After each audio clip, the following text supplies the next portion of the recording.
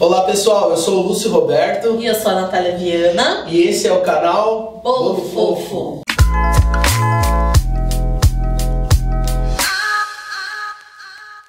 Hoje, mais um vídeo, a gente vai falar de um ingrediente extremamente importante, tanto para a panificação e principalmente para a confeitaria. Sim, então nosso vídeo de hoje é sobre o açúcar. Ai, amor da minha vida. Açúcar, doce, né? Ai, vida doce. O que a gente faz, mano? O que faz? Não tem jeito. Deixa tudo aqui. A vida, né, amor? Isso é a vida. A vida que segue. Vamos entender então de onde ele vem, para onde ele vai, por que ele é tão importante, tanto na panificação quanto na confeitaria. Hoje, no Brasil, a gente tem o açúcar principalmente oriundo da cana-de-açúcar. Sim. E por que eu digo principalmente da cana-de-açúcar? Porque ele pode vir também da beterraba. Na Europa, em outros países, em outros continentes, não tem o costume do açúcar de cana, porque, gente, a cana precisa de muito lugar para plantar, né? Então eles tiveram essa forma de fazer o açúcar de uma maneira diferente com a beterraba. Então, o açúcar de cana-de-açúcar, vamos entender como que é o processo feito. Todo mundo já deve ter tomado caldo de cana, né? Então, tudo começa a partir da extração daquele caldo de cana e a partir dali se elabora, então, o melado, certo? E aí, então, começa-se o processo de elaboração dos açúcares que a gente conhece hoje no mercado. O primeiro deles é o açúcar mascavo, que ele vai ter essa cor mais terrosa, né, e um sabor mais pronunciado. Sim. A partir do açúcar mascavo, né, então isso vai vindo em etapas, tem a elaboração de um açúcar que ele ainda tem uma coloração residual do açúcar mascavo, ainda um pouco do residual de sabor, uma granulometria um pouco diferente, que é o açúcar demerara. A partir do açúcar demerara começa-se um processo então de clareamento dos açúcares, né, e em processos de refino também. Então, a partir do demerara, a gente vai ter o açúcar cristal, que ele já é um pouco mais branco e a textura dele é um pouco diferente também. Pegou o açúcar cristal, quebrou. Processou ele. Quiet! Overruled. Wait. Refinou, a gente vai ter o açúcar refinado, que é o que é maciçamente utilizado tanto na confeitaria quanto na panificação, quanto para qualquer coisa. Nosso açúcar de mercado, gente. Tá? Nosso açúcar de sempre. Esse daí. Uma vez que a gente pegou esse açúcar, a gente quebrou ele, mais ainda diminuiu a granulometria, a gente passa a ter o... Nós vamos ter o açúcar de confeiteiro. E por que é muito importante vocês entenderem a diferença do açúcar de confeiteiro pro açúcar que a gente vê por aí como açúcar impalpável? O açúcar de confeiteiro é o açúcar refinado que o Lúcio acabou de falar, bem picadinho, bem moidinho, bem trituradinho, aquele pozinho de açúcar, porém açúcar puro, tá? Sacarose pura ali. Aquilo é o açúcar de confeiteiro. O açúcar impalpável que a gente vê para vender como açúcar de confeiteiro é o nosso açúcar moidinho adicionado de amido. Então isso dá uma diferença gigantesca. Exatamente. Panificação, confeitaria, muda absolutamente tudo no resultado. Na panificação a gente acaba nem utilizando muito impalpável, né? Não! Já na confeitaria a gente usa às vezes para preparações como macarrons, como merengue, suspiro, e gente, estraga, não dá certo. Então às vezes a gente tá ali fazendo, não tá dando certo por conta dessa confusão que nós temos aqui no Brasil de achar que o açúcar de confeiteiro e o açúcar impalpável é a mesma coisa, e não é.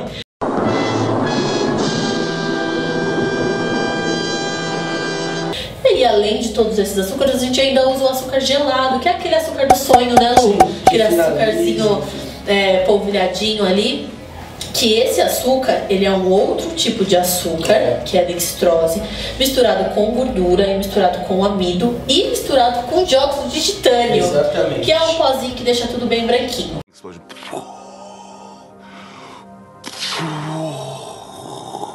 Então a gente tem aí uma gama de açúcares.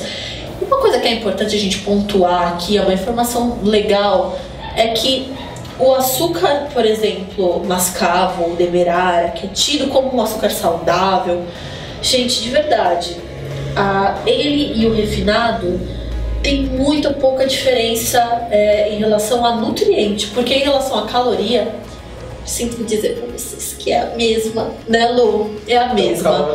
Tão calórico quanto, tá?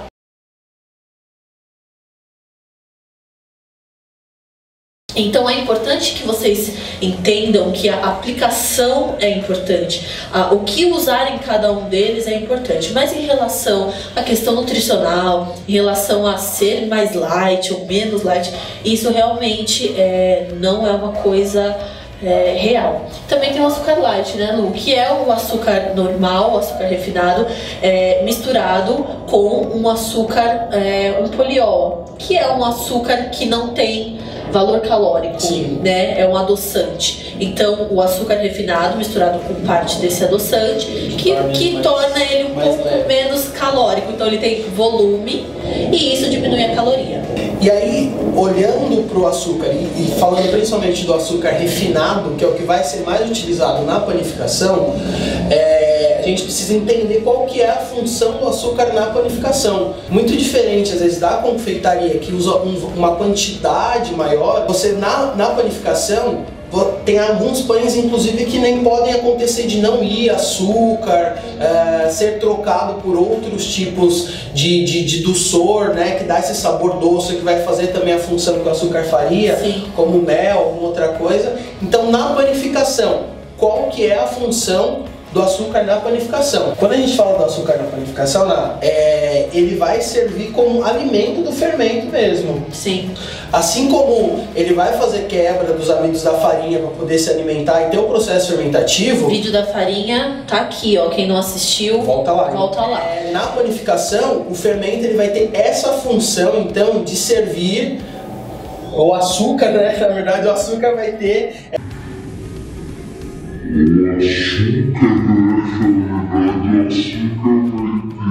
essa função de alimentar o fermento, para facilitar o processo fermentativo. E não só isso, o açúcar ele vai trazer mais umidade, porque justamente por conta dessa função que ele tem de absorver umidade, ele ajuda a manter a sua umidade no seu pão, o que vai levar um pão mais macio.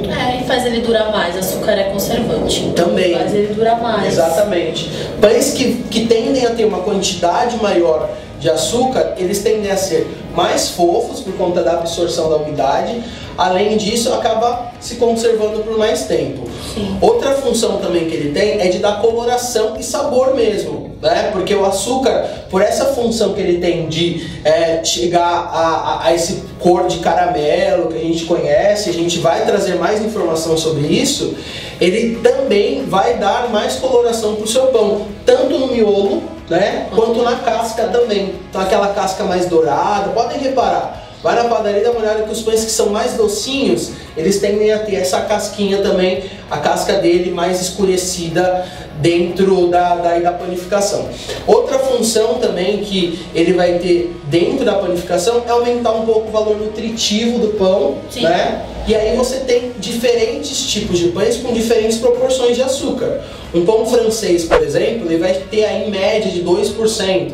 E aí você vai ter massas que vão ser semidoces, em torno de 6 a 10%, ou massas doces que podem chegar, por exemplo, a 25% da proporção aí da farinha que entra no seu pão de açúcar. Então o açúcar vai ser bem importante para todos esses critérios que a gente falou dentro da panificação. E ainda ajuda a deixar o pão mais branquinho, né, Lô? Com certeza. Deixa o pão mais branquinho.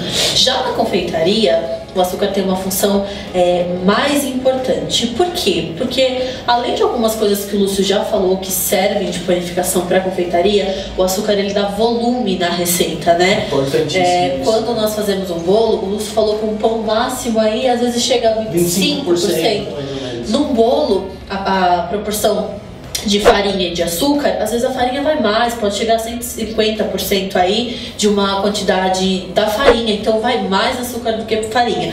Então o açúcar ajuda no volume, né? Então deixa uma massa maior, rende mais, mas uma das funções mais importantes, óbvio, doce, né? Deixar tudo docinho. Uma das funções mais importantes do açúcar numa massa de bolo é a função dele pegar água, né? Então o açúcar ele é um ingrediente higroscópico. O que é o higroscópico? Ele tem essa função de absorção de água. A maioria dos bolos que a gente faz são bolos que vão líquido, então vai água, ou vai um suco, ou vai um leite.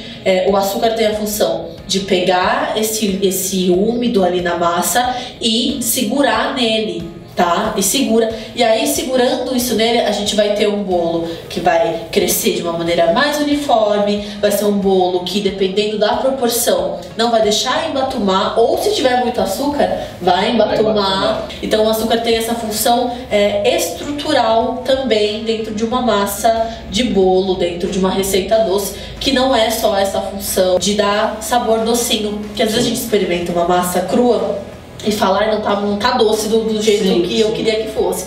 E aí a gente vai lá e coloca mais açúcar e o bolo não dá certo. E aí a gente xinga o forno, a gente xinga o ar, a gente xinga a nossa mãe que falou com a gente lá atrás, a gente xinga o marido, né? A gente xinga todos os deuses.